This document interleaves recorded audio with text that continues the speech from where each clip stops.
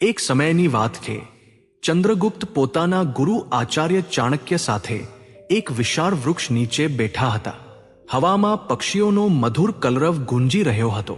ચંદ્રગુપ્તે ઊંડો શ્વાસ લેતા પોતાના ગુરુ તરફ જોયું અને આદરપૂર્વક બોલ્યા, ગુરુદેવ પ્રણામ. મારા મનમાં એક સવાલ છે જે મને વારંવાર વિચારવા મજબૂર કરે છે.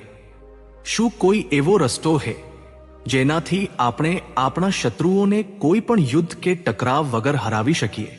શું તલવાર ઉઠાવ્યા વગર જીત શક્ય છે? ચાણક્યએ પોતાની ઊંડી અને શાંત નજરોથી ચંદ્રગુપ્તને જોયા. પછી એક હળવા સ્મિત સાથે બોલ્યા, ચંદ્રગુપ્ત, તારો આ પ્રશ્ન તારી દૂરદ્રષ્ટિ દર્શાવે છે. હા, શત્રુને હરાવવા માટે તાકાત કરતાં વધારે બુદ્ધિની જરૂર હોય છે. આજે હું તને એવા 10 શક્તિશાળી રહસ્યો જણાવીશ જેના દ્વારા તું લોહી વહાવ્યા વગર કે કોઈ લડાઈ વગર તારા દુશ્મનો પર વિજય પ્રાપ્ત કરી શકે છે.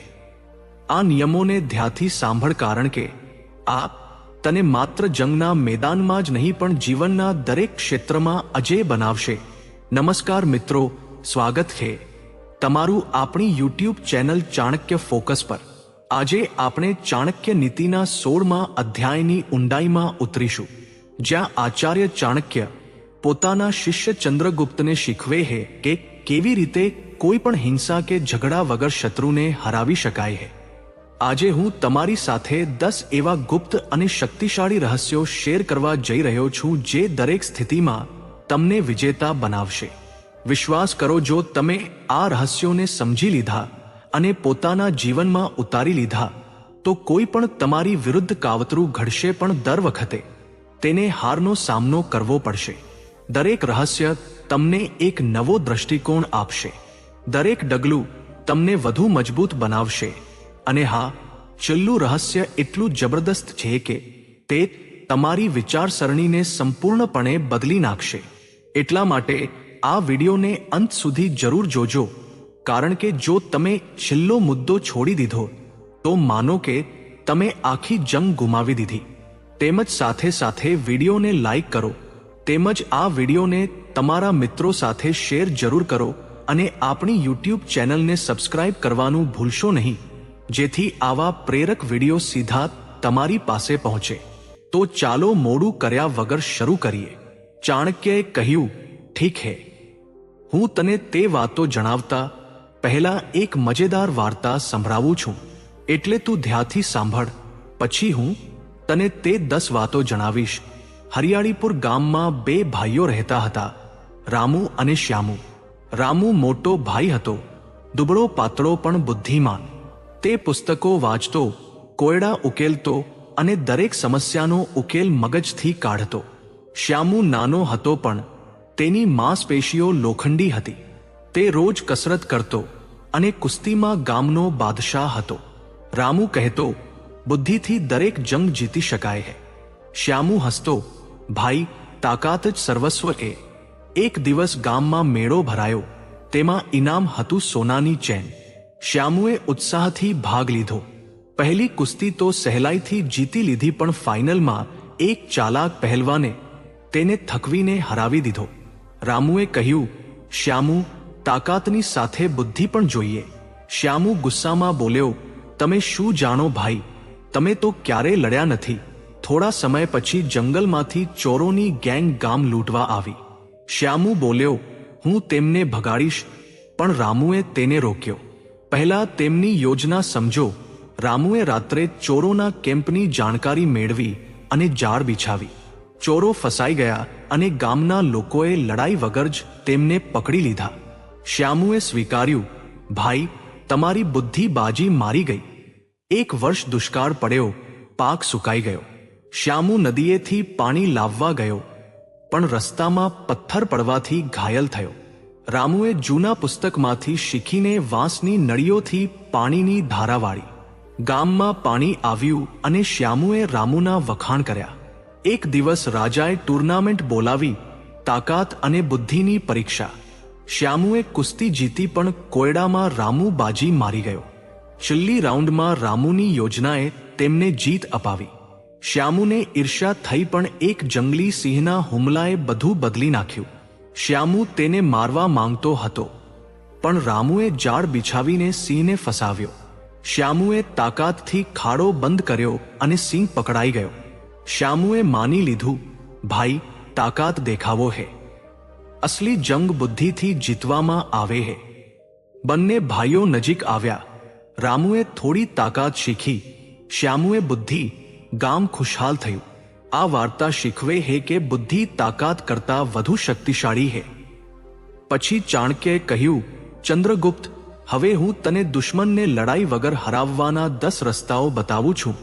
તે તું ધ્યાનથી સાંભળ. નિયમ 1, પોતાની શાંતિને પોતાનું સૌથી મજબૂત હથિયાર બનાવો.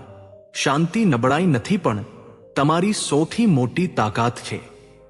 જે વ્યક્તિ દરેક સ્થિતિમાં શાંત રહે હે, તે જ સાચો યોદ્ધા હે. લોકો અવારનવાર વિચારે હે કે જોર-જોરથી બૂમો પાડનાર કે ગુસ્સો બતાવનાર જ જીતે હે.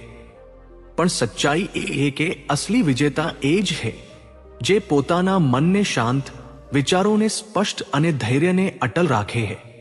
કલ્પના કરો, કોઈ તમને ભડકાવવાનો પ્રયત્ન કરે હે અને તમે બસ એક હળવા સ્મિત સાથે ત્યાંથી આગળ વધી જાઓ છો. હવે કહો, જીત કોની થઈ? તમારી. કારણ કે તમે તમારી ઊર્જા બચાવી જ્યારે સામેવાળાએ પોતાની તાકાત બરબાદ કરી દીધી. શાંતિનો અર્થ કાયરતા નથી. આ સાચા સમયે પોતાની શક્તિનો ઉપયોગ કરવાની કળા હે. દુનિયા એ લોકોનું સન્માન કરે હે જે શાંત રહે હે, પણ પોતાના ઈરાદાઓમાં અડગ હોય હે. હવે પછી જ્યારે કોઈ તમને ઉકસાવે ત્યારે બૂમો પાડશો નહીં. બસ મન હસો અને વિચારો કે શું આ મારા સમય અને ઊર્જા લાયક હે.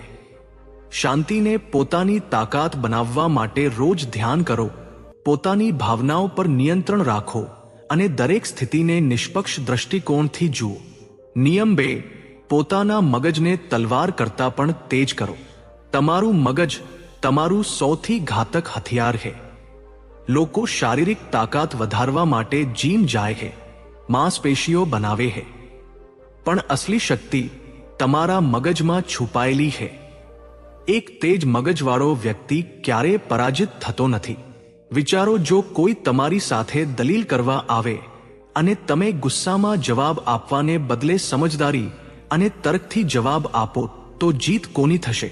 ચોક્કસપણે તેની જેનું મગજ શાંત અને તેજ હે.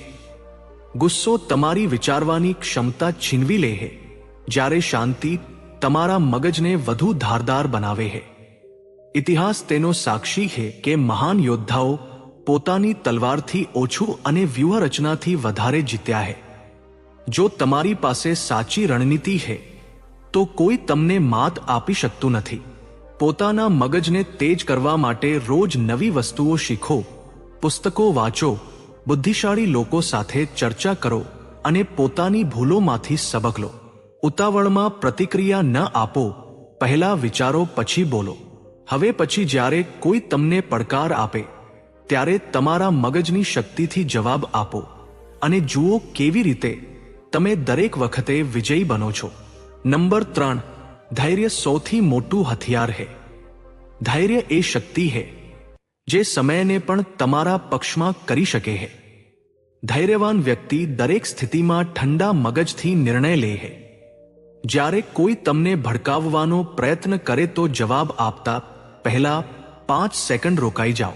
આ નાનકડો તફાવત તમારા ગુસ્સાને નિયંત્રિત કરી શકે હે. ઇતિહાસમાં ઘણા ઉદાહરણો હે, જેમ કે મહાત્મા ગાંધી, જેમણે ધૈર્ય અને અહિંસાથી અંગ્રેજોને ભારત છોડવા માટે મજબૂર કરી દીધા. ધૈર્યનો અભ્યાસ કરવા માટે દરેક સ્થિતિને દૂરથી જુઓ અને ખુદને પૂછો, શું આ 5 વર્ષ પછી પણ મહત્વનું રહેશે? ધૈર્ય સાથે ચાલનારો વ્યક્તિ ધીમે ધીમે પોતાના શત્રુને થકવી દે હે અને અંતમાં જીત તેની જ થાય હે. નંબર 4, શબ્દોથી વાર કરો, હાથોથી નહીં.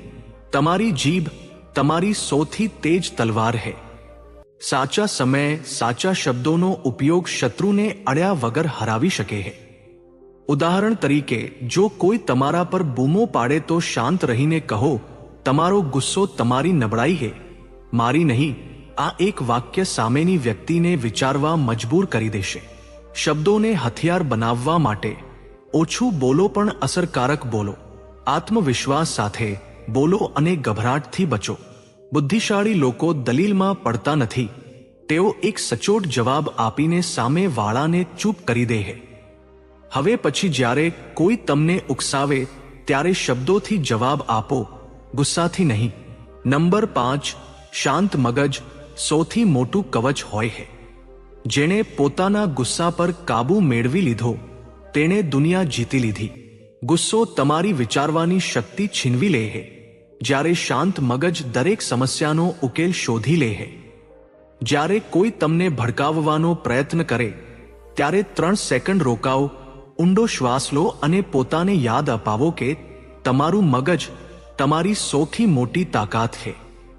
ઉદાહરણ તરીકે, જો કોઈ તમારા પર ખોટો આરોપ લગાવે તો ગુસ્સો કરવાને બદલે શાંત રહીને તથ્યો સાથે જવાબ આપો. શાંત રહેવાનો અભ્યાસ કરવા માટે રોજ ધ્યાન કરો અને પોતાની ભાવનાઓને નિયંત્રિત કરવાનું શીખો. જે વ્યક્તિ દરેક સ્થિતિમાં શાંત રહે છે તે ક્યારેય હારી શકતો નથી. નંબર 6, પોતાની ઊર્જા સાચી જગ્યાએ લગાવો. ફાલતુ લડાઈઓમાં પોતાની ઊર્જા બરબાદ ન કરો. સિંહ જેવા બનો જે દરેક કૂતરાના ભસવા પર થોભતો નથી. જીવનમાં ઘણા લોકો તમારી સફળતાથી બળશે અથવા તમને નીચા બતાવવાની કોશિશ કરશે, પણ તમારે દરેક સાથે લડવાની જરૂર નથી. પોતાની ઊર્જાને પોતાના લક્ષ્યો પર કેન્દ્રિત કરો. ઉદાહરણ તરીકે, જો કોઈ તમારી સાથે દલીલ કરવાની કોશિશ કરે તો વિચારો, શું આ મારા સપના માટે જરૂરી છે? જો જવાબ ના હોય તો તેને નજરઅંદાજ કરો અને આગળ વધો. સફળતાથી મોટો કોઈ જવાબ નથી. જે લોકો આજે તમને નીચા બતાવે છે તે જ કાલે તમારા વખાણ કરશે. નંબર 7, મૌનને તમારું હથિયાર બનાવો. મૌન સૌથી ખતરનાક હથિયાર છે. જ્યારે તમે દરેક વાતનો જવાબ આપતા નથી ત્યારે સામેની વ્યક્તિ પરેશાન થઈ જાય છે. તમારું મૌન તેને એ વિચારવા મજબૂર કરે છે કે તેની વાતો તમારા પર અસર નથી કરી રહી. ઉદાહરણ તરીકે, જો કોઈ તમારી મજાક ઉડાવે તો બસ હળવેથી હસો અને ચૂપ રહો. આ સ્મિત તેમના માટે સૌથી મોટો જવાબ હશે. મૌનનો અર્થ નબળાઈ નથી પણ રણનીતિ છે. ઓછું બોલો પણ જ્યારે બોલો ત્યારે એવી વાત કહો જે સામે વાળાને વિચારવા મજબૂર કરી દે. સિંહની જેમ બનો જે શિકાર પહેલા અવાજ નથી કરતો પણ સાચા સમયે વાર કરે છે. નંબર 8, શત્રુને તેની જ જાળમાં ફસાવો. જે વ્યક્તિ બીજા માટે જાળ બિહાવે છે તે અવારનવાર પોતે જ તેમાં ફસાઈ જાય છે. જો કોઈ તમારી વિરુદ્ધ કાવતરું ઘડે તો ગુસ્સો કરવાને બદલે શાંત રહો અને તેની ચાલને સમજો. ઉદાહરણ તરીકે, જો કોઈ તમને બદનામ કરવાની કોશિશ કરે તો એવું કામ કરો કે તેની સચ્ચાઈ બધાની સામે આવી જાય. માર્શલ આર્ટની જેમ સામે વાળાની તાકાતને જ તેની વિરુદ્ધ ઇસ્તેમાલ કરો. સૌથી મોટો બદલો છે તમારી સફળતા. એટલી ઊંચાઈ પર પહોંચો કે શત્રુ તમને અડી પણ ન શકે. હવે પછી કોઈ ચાલ ચાલે તો તેને તેની જ ચાલમાં ફસાવા દો. નંબર 9, પોતાની ચાલ છુપાવો. સૌથી ખતરનાક ચાલ એ જ છે જે સામે વાળાને દેખાય નહીં. પોતાની યોજનાઓને ગુપ્ત રાખો અને સાચા સમયે કાર્ય કરો. ઉદાહરણ તરીકે, જો તમે કોઈ મોટો પ્રોજેક્ટ શરૂ કરી રહ્યા છો તો તેને ત્યાં સુધી ગુપ્ત રાખો જ્યાં સુધી તે સફળ ન થઈ જાય. ઓછું બોલો, વધારે કરો. ચેસની રમતની જેમ પોતાની ચાલને છુપાવો અને સામે વાળાને મૂંઝવણમાં નાખો. જ્યારે લોકો તમારી રણનીતિનો અંદાજ નથી લગાવી શકતા ત્યારે તમે પહેલેથી જ અડધી જંગ જીતી ચૂક્યા હોવ છો. સિંહ જેવા બનો જે શિકાર પહેલા અવાજ નથી કરતો પણ ચૂપચાપ હુમલો કરે છે. નંબર 10, આત્મવિશ્વાસથી અજેય બનો. અસલી તાકાત તમારા મગજ, ઈરાદા અને આત્મવિશ્વાસમાં છે. એટલા મજબૂત બનો કે શત્રુ તમારી સામે ઊભો રહેતા પહેલા જ ડરી જાય. પોતાની નબળાઈઓને તાકાત બનાવો અને દરેક સ્થિતિ માટે તૈયાર રહો. ઉદાહરણ તરીકે, જો કોઈ તમારી ટીકા કરે તો તેને પોતાની પ્રેરણા બનાવો અને મહેનતથી જવાબ આપો. આત્મવિશ્વાસ એ શક્તિ છે જે સામે વાળાને લડ્યા વગર હરાવી દે હે। સિંહ જેવા બનો જેની હાજરી જ જંગલમાં ડર પેદા કરે હે। તમારી તૈયારી એટલી મજબૂત કરો કે તમારે લડાઈની જરૂર જ ન પડે। જો આ માહિતી તમે તમારા જીવનમાં ઉતારશો તો તમે એક મહાન વ્યક્તિ બની શકો છો। તો મિત્રો, અમારા દ્વારા આપવામાં આવેલી આ માહિતી તમને થોડી પણ પસંદ આવી હોય તો આ વિડીયોને એક લાઈક કરી આપણી ચાણક્ય ફોકસ ચેનલને સબસ્ક્રાઇબ કરી બેલ આઇકોન પ્રેસ કરી દેજો, જેથી આવા જ વિડીયો સૌથી પહેલા તમને મળે। તેમજ આ વિડીયોને તમારા મિત્રો સાથે શેર જરૂર કરી દેજો, જેથી આ માહિતી તેમને પણ ઉપયોગી થઈ શકે। તેમજ કોમેન્ટ બોક્સમાં ચાણક્ય નીતિ જરૂર લખી દેજો। તો મિત્રો, આજ માટે બસ આટલું જ। ફરી મળીશું એક આવા જ નવા વિડીયોમાં। ત્યાં સુધી બધા હસતા રહો, ખુશ રહો અને પોતાનું ધ્યાન રાખો।